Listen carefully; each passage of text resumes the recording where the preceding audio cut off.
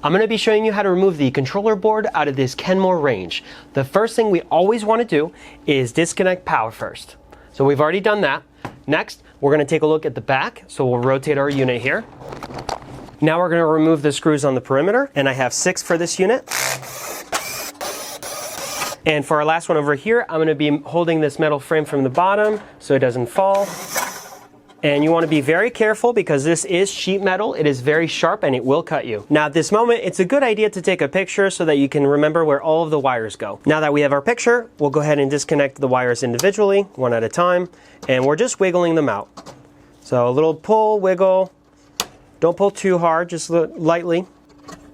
And then finally this clip is also the same thing, just a light wiggle, and eventually it comes out. Now we have 4 more screws on each corner.